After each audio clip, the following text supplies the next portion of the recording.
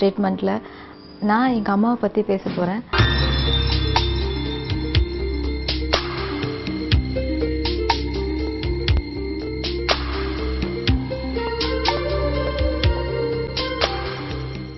எங்க அம்மா பத்தி சொல்லணும்னா, எங்க அம்மா பேரு ராணி.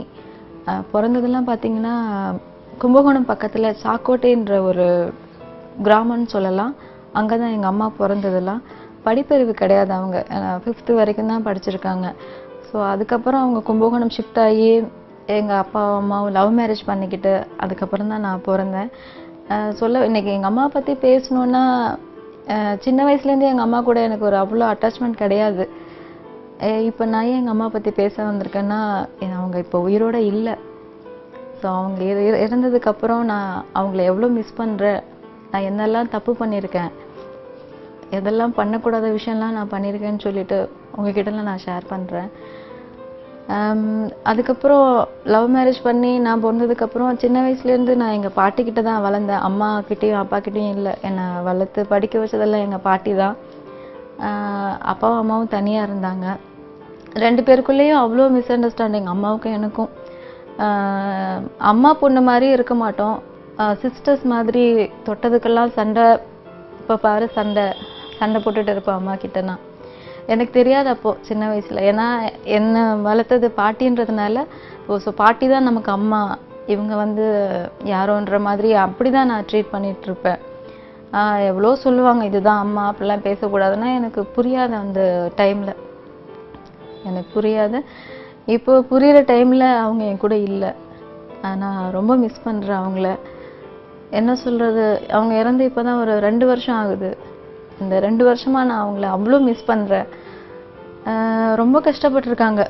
என்ன சொல்றது, அப்பாலாம் இப்போதான் கொஞ்சம் நாங்க நல்ல நிலைமையில இருக்கோம். அப்போ அப்பாவுக்கு இடையில உடம்பு முடியாம போனப்போ அம்மா தான் வந்து அப்பாவை பார்த்துக்கிட்டாங்க. பாட்டியும் நானும் தனியா இருந்தோம். அம்மா ரொம்ப கஷ்டப்பட்டு சின்னதா ஹோட்டல் மாதிரிலாம் வச்சு அவங்க தான் அப்பாவை பார்த்துக்கிட்டாங்க. அவ்வளோ கஷ்டப்பட்டாங்க. ஒரு ஒரு டைம் கூட சும்மா இருக்க மாட்டாங்க. எனி டைம் ஒர்க்கு, அது சுத்திட்டே இருப்பாங்க. Hard work. வீட்டில் எல்லா வேலையும் அவங்க தான் பண்ணுவாங்க. ஒரு நிமிஷம் கூட சும்மா இருக்க மாட்டாங்க. என்ன சொல்றது, எனக்கு இந்த 2 இயர்ஸ் முன்னாடி வரைக்கும், அவங்க இறக்குறதுக்கு அந்த 2 இயர்ஸ் முன்னாடி வரைக்கும் அவங்க கூட எனக்கு ஒரு அட்டாச்மெண்ட், என்ன சொல்றது, அம்மா நம்ம அட்ஜஸ்ட் பண்ணி போகணும் அப்படின்னு இருந்தது கிடையாது. அவங்க இறந்ததுக்கு அப்புறம் தான் ஐயோ நம்ம இப்படியெல்லாம் தப்பு பண்ணிட்டோமே, அம்மா கிட்ட போய் இப்படிலாம் நம்ம நடந்துக்கிட்டோமே, சண்டை போட்டிருக்கோமேன்னு சொல்லி நான் ரொம்ப ஃபீல் பண்றேன். கொஞ்சம் அம்மா சரி அம்மா அப்படின்னு அம்மாவே நான் கூப்பிட்டது கிடையாது சின்ன வயசுலேருந்து. நான் பெரிய மிஸ்டேக்னா, நான் அவங்கள அம்மான்னு சின்ன வயசுலேருந்து நான் கூப்பிட்டதே கிடையாது. பேர் வச்சு தான் கூப்பிடுவேன். ராணி ராணி அப்படின்னு சொல்லி பேர் வச்சு தான் கூப்பிடுவேன். அதுவே அவங்களுக்கு ரொம்ப கஷ்டமா இருக்கும். அம்மான்னு ஒரு வாட்டி கூப்பிடு, அம்மான்னு ஒரு வாட்டி கூப்பிடுன்னு அவ்வளோ சொல்லுவாங்க. எனக்கு என்ன சொல்றது, திடீர்னு என்னை கூப்பிட வராதுன்னு சொல்லி நான் அந்த மாதிரி கூப்பிட மாட்டேன். இப்போ அவங்க உடம்பு முடியாம இருந்த டைம்லலாம் வந்துட்டு நான் கூப்பிட்டுருக்கேன், அம்மான்னு கூப்பிட்டுருக்கேன். ஆனால் அவங்களுக்கு அது தெரியாது. ஏன்னா அவங்க அன்கான்ஷியஸ், நினைவு இல்லாம படுத்திருந்தாங்க. நான் அம்மா ஏந்திருலாம் கூப்பிட்டுருக்கேன். ஆனால் அவங்க அப்போ அவங்களுக்கு நினைவு கிடையாது.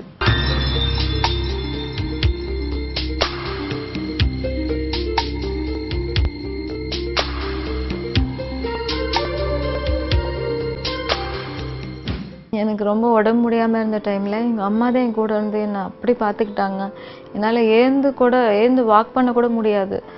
பெட் பேன்லாம் வச்சு அம்மா தான் அப்படி பார்த்துக்கிட்டாங்க. அப்போதான் நான் திங்க் பண்ணேன், நம்ம அம்மாவை எவ்வளோ கஷ்டப்படுத்தியிருக்கோம். இதுக்கு முன்னாடியெல்லாம் நம்ம அவங்க கிட்ட ஒரு அன்பா ஒரு வார்த்தை கூட பேசலையே. பேசியிருக்கேன், மீன்ஸ் அவ்வளோ அட்டாச்மெண்ட் கிடையாது. நார்மலா ஒரு ஃப்ரெண்டு கிட்ட பேசுற மாதிரி அந்த மாதிரி தான் நான் பேசியிருக்கேன். க்ளோஸாகவே எங்க அம்மா கிட்ட நான் இருந்ததில்லை. நான் இருக்கணும்னு நினைக்கிறப்போ அம்மா இப்போ என் கூட இல்லை. அதே மாதிரி ஹாஸ்பிட்டலில் இருந்தப்போ அவங்க என்னை அவ்வளோ நல்லா பார்த்துக்கிட்டதுக்கு அப்புறம் தான் நான் கொஞ்சம் அம்மா கூட அட்டாச்மெண்ட் ஆக ஆரம்பித்தேன். அதுக்கப்புறம் அம்மாவுக்கு இடையில உடம்பு முடியாமல் போச்சு. ஒன்றும் இல்லை, சும்மா தலை வலிக்குது, கை கால் வலிக்குதுன்னு சொல்லிட்டு இருந்தாங்க. அப்புறம் திடீர்னு நான் வாக் பண்ண முடியாமல் போச்சு. அப்போது நாங்கள் போய் ஹாஸ்பிட்டலில் அட்மிட் பண்ணதுக்கு வந்து பிரெயின் டியூமர் இருக்குன்னு சொன்னாங்க. எல்லாமே டக்குன்னு அந்த 1 மந்த்துக்குள்ளே ரொம்ப ஃபாஸ்ட்டாக நடந்து முடிஞ்சிடுச்சு. அட்மிட் பண்ணி ஸ்கேன்லாம் எடுத்து பார்த்து பிரெயின் டியூமர் ரொம்ப முத்தி போச்சு. ஆல்ரெடி அம்மாவுக்கு டிபி ப்ராப்ளம் இருந்தது. ஸோ அதனால இந்த மெடிசன் வந்து கொடுத்தும் அவங்களுக்கு க்யூர் பண்ண முடியல. அந்த பிரெயின் டியூமர் வந்து க்யூர் பண்ண முடியல. ரொம்ப போய் அன்கான்ஷியஸ் ஆகி ஃபிக்ஸ் எல்லாம் வர ஆரம்பிச்சிடுச்சு அம்மாவுக்கு. அப்போ நான் ரொம்ப பயந்து போய் அம்மா வந்து நம்மளை விட்டு போயிடுவாங்க போல. அப்போ நான் அவங்கக்கிட்ட பேசுகிறேன், இரு நீ இனிமேல் நான் உன்னை பார்த்துக்கிறேன், நான் இனிமேல் உங்ககிட்ட சண்டை போட மாட்டேன், இந்த மாதிரி தப்புலாம் பண்ண மாட்டேன், உன்னை வந்து நல்லா நான் பார்த்துக்கிறேன் எவ்வளவோ சொல்லு. ஆனால் அவங்களுக்கு எதுவுமே தெரியாது, கேட்காது, புரியாது. நான் அவங்க அப்படியே தான் படுத்துட்ருக்காங்க. அவ்வளோ ஃபீல் பண்ணேன்.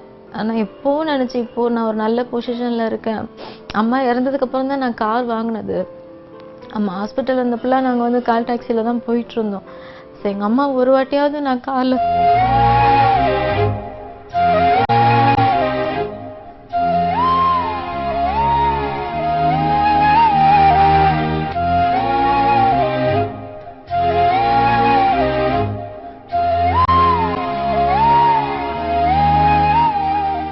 நான் வந்து எங்கள் அம்மா கிட்ட கற்றுக்கிட்ட ஒரு நல்ல விஷயம்னு பார்த்தீங்கன்னா, அடுத்தவங்களுக்கு வந்து தானம் பண்ணுறது. அம்மாவோட ஆசைன்னு பார்த்தீங்கன்னா, அம்மாவோட பெரிய ஆசைன்னு பார்த்தீங்கன்னா, அந்த ஹோட்டல் ஆரம்பிக்கணுன்றது தான் அம்மாவோட பெரிய ஆசை.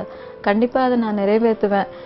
இந்த டைமில் நான் வந்து எங்கள் அம்மா கிட்ட, அம்மா இருந்தாங்கன்னா நான் அவங்கக்கிட்ட சொல்லுவேன், அம்மா நான் இதுக்கு முன்னாடி வந்து தெரியாமல் எவ்வளோ தப்பு பண்ணியிருக்கேன், உங்களை வந்து அவ்வளோ ஹர்ட் பண்ணியிருக்கேன், அதுக்கெல்லாம் இப்போ சாரி, ரொம்ப சாரி. இப்போ நேரில் இருந்தாங்கன்னா நான் அவங்கள கட்டி பிடிச்சிட்டு அவங்க காலில் விழுந்து நான் அழுவேன், சாரி என்னை மன்னிச்சிடுங்க, இனிமேல் அந்த மாதிரி தப்பு நான் பண்ண மாட்டேன் அப்படின்னு சொல்லி.